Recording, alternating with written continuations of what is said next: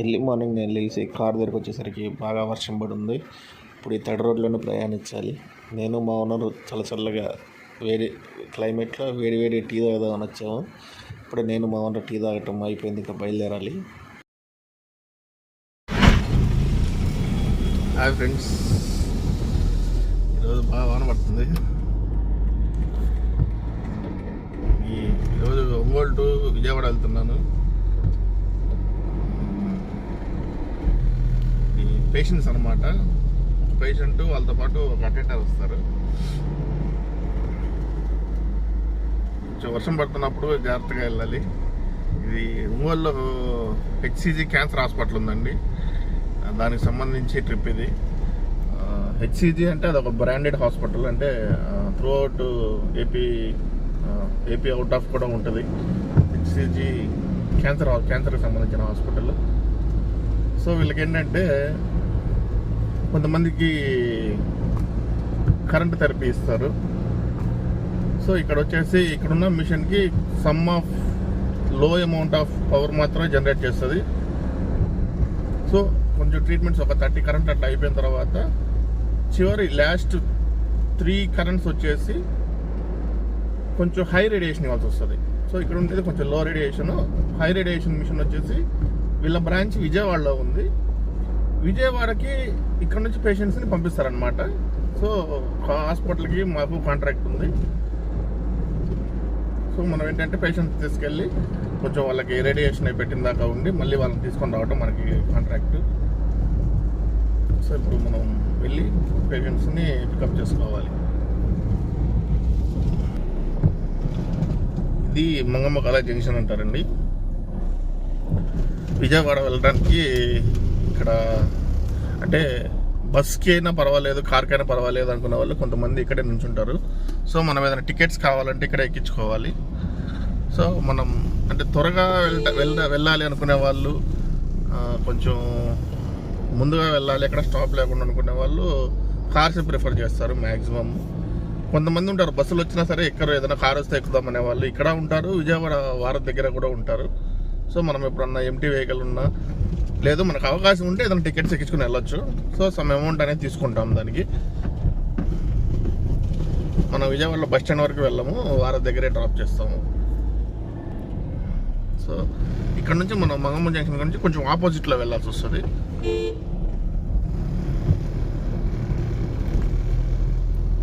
ఇది సర్వీస్ రోడ్లో వెళ్ళొచ్చు, ఇబ్బంది ఏం లేదు. ఇది హాస్పిటల్ టర్నింగ్.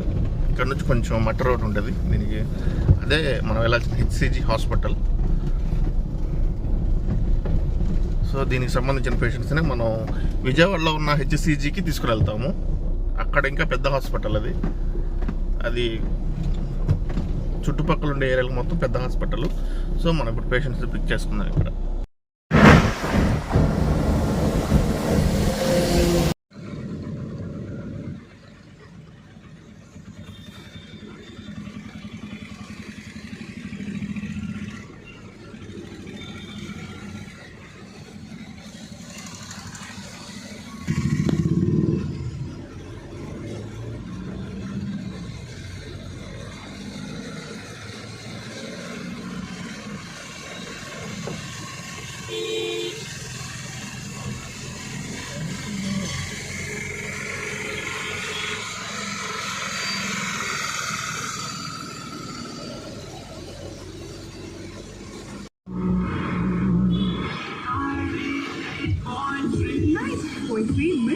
ఇది చాలా హాట్ గురు,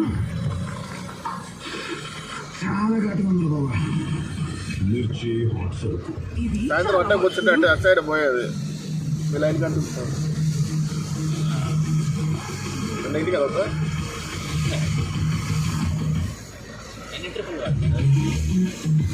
రోజు ఒక ట్రిప్, ఇప్పుడు పోతాం సాయంత్రం వస్తాం ఇంటికి, ఇంకో ట్రిప్ వేసేది ఏడేస్తాం. అట్లా లేదు, బయటికి కూడా వస్తాం.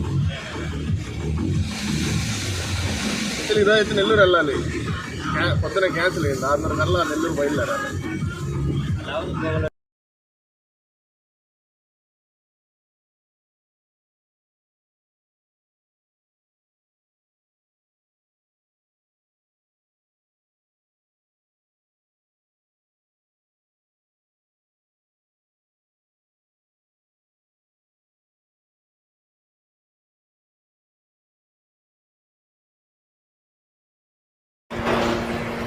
ఇదే విజయవాడలో వారధి ఎంట్రన్స్ అండి.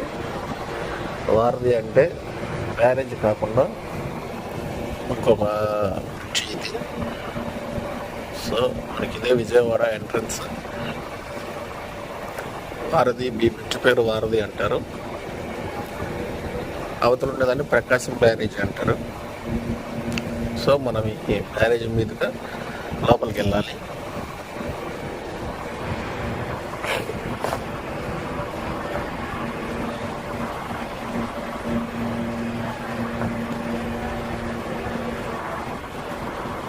ఇక్కడ చాలా ట్రాఫిక్ ఉంటుందండి, ఎందుకంటే హైవే కనెక్టెడ్ కాబట్టి.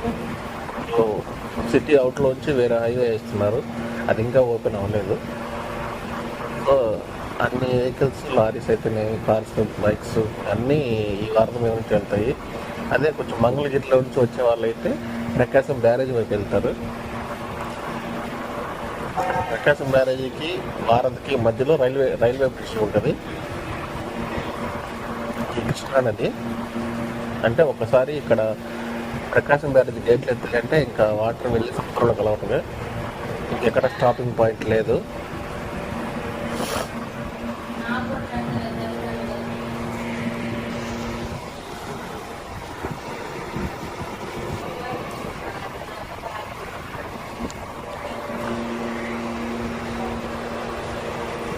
లెఫ్ట్లో మనకి పెద్దగా కనిపించేది విజయవాడలో కట్టిన అంబేద్కర్ విగ్రహం. మన జగన్మోహన్ రెడ్డి గారు కొన్ని కోట్లు ఖర్చు పెట్టి దాన్ని కట్టించారండి. స్టేడియంలో ఒక మూలలో ఉంటుంది అది, కానీ చాలా ల్యాండ్ వేస్ట్ అయింది స్టేడియంలో, సిటీ మధ్యలో. అది కూడా తెలంగాణలో కట్టారు కదా, తెలంగాణ అసెంబ్లీ దగ్గర పెద్దది కట్టారు కదా, ఆ టైప్లోనే ఇక్కడ కూడా కట్టించారండి. కింద మ్యూజియం అది. మనం వారం దాటిన తర్వాత కొంచెం సిటీలోకి ఎంటర్ అయిన తర్వాత మనం వెళ్ళే గమ్యానికి వెళ్ళాలంటే లెఫ్ట్ తీసుకోవాలి. అంటే స్ట్రైట్గా కూడా వెళ్ళచ్చు, కానీ అటు సైడ్ అంతా రౌండ్ లేట్ అవుతుంది. సో మనం సిటీలోంచి వెళ్తాము, ఇక్కడ లెఫ్ట్ తీసుకోవాలి. మన లైన్లో మనం ఉండాలి, కారు అట్లా ఎదురొస్తారు. ఇక్కడ మన లైన్లో మనం ఉంటే వాళ్ళ లైన్లో వాళ్ళు వెళ్ళిపోతారు. ఇప్పుడైతే మనం ఆపోజిట్ లైన్లోకి వెళ్తాము, ప్రమాదం జరుగుతుంది. సో అట్లా లెఫ్ట్ తీసుకొని కొంచెం ముందుకు వచ్చినాక యాక్చువల్గా మనం ఇక్కడ స్ట్రైట్గా వెళ్ళాలి, కానీ ఇక్కడ ఏంటంటే స్ట్రైట్కి వెళ్ళే రోడ్డు క్లోజ్ చేశారు పోలీస్ వాళ్ళు, ట్రాఫిక్ జామ్ వల్ల. మనం ఇట్లా లెఫ్ట్ తీసుకొని ముందుకు వెళ్ళి యూటర్న్ తీసుకొని రావాలి. ఇక్కడ యూటర్న్ తీసుకోవాలి. ఇదే పోలీస్ పెరేడ్ గ్రౌండ్ అండి. ఇక్కడ ఇదే పోలీస్ పెరేడ్ గ్రౌండ్ అంటారు విజయవాడలో. ఇక్కడ మనం యూటర్న్ తీసుకొని కొంచెం ముందుకు వెళ్ళి ఇలా స్ట్రైట్గా మనకు కానొచ్చింది కదా, అక్కడ లెఫ్ట్లోకి వెళ్తాము.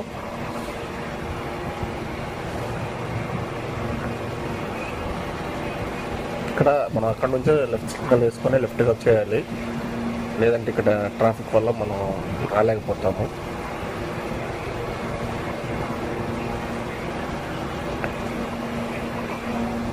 ఇక్కడ చూడండి ఈ వెహికల్స్ ఎట్లా ఆపేస్తారు.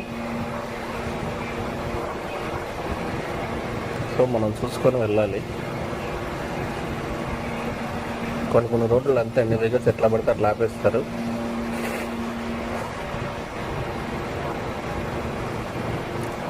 సో ఇక్కడ సిగ్నల్ పాయింట్ యాక్చువల్గా ఉండాలి, కానీ ఇక్కడ సిగ్నల్ ఉండదు. ఇక్కడ 4 క్రాసింగ్ రోడ్ ఇది.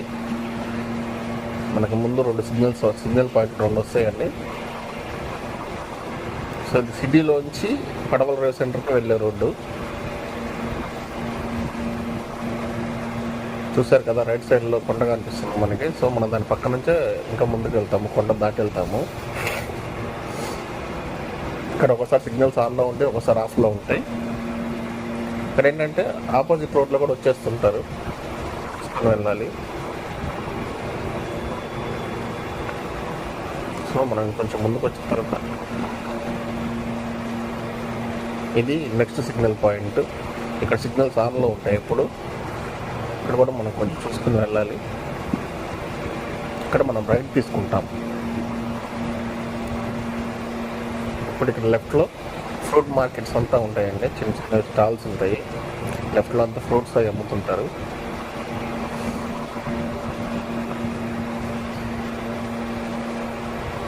విజయవాడలో కొంచెం తక్కువ రేట్లో ఉంటాయండి ఫ్రూట్స్. కావాలంటే చీప్గా ఉంటాయి, కాస్ట్లీ ఉంటాయి. కాకపోతే మనం కొంచెం మంచివి అవి చూసి తీసుకోవాలి. మనకు ఎదురుగా కనిపించేదే 300 కొండ అండి. ఆ గుణదల కొండ పక్కకి మనం లెఫ్ట్లోకి వచ్చేస్తాము. మనం అటు తిరిగి బెంజ్ సర్కిల్ వైపు వచ్చేప్పుడైతే గుణదలు దాటి ఇంకా ముందుకు వస్తే మన హాస్పిటల్ వస్తుందండి.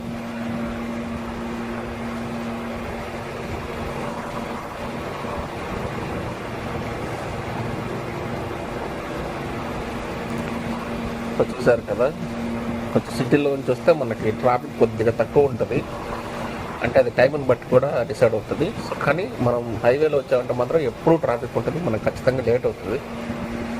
సో మనం సిటీలోంచి రావటం మనకు బెస్ట్. సో మన సిటీలోంచి రావటమే మనకి బాగుంటుంది.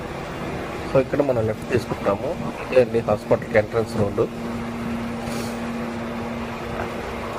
ఇక్కడ హాస్పిటల్ కోసమే ఆటో స్టాండ్ కూడా ఉంటుంది, అంటే హాస్పిటల్లోంచి పేషెంట్లు వస్తారు కదా వాళ్ళ కోసం. వచ్చేసామండి హాస్పిటల్ దగ్గరికి. మన హాస్పిటల్ దగ్గరికి ఎంట్రన్స్లో వచ్చేసాము.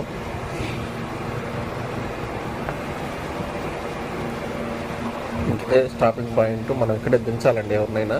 పార్కింగ్ వచ్చేసి రైట్ సైడ్లో ఉంటుంది, కార్ పార్కింగ్. దించేసానండి, అయిపోయింది. సో ఇట్లా రైట్ సైడ్కి లోపలికి వెళ్తే కార్ పార్కింగ్ వస్తుందండి.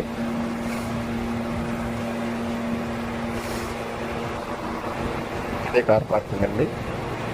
బైక్స్కి కార్స్కి సపరేట్గా ఉంటుంది, ఎందుకంటే ఇక్కడ చాలా ఫుల్గా వచ్చేసి నిండిపోతాయి.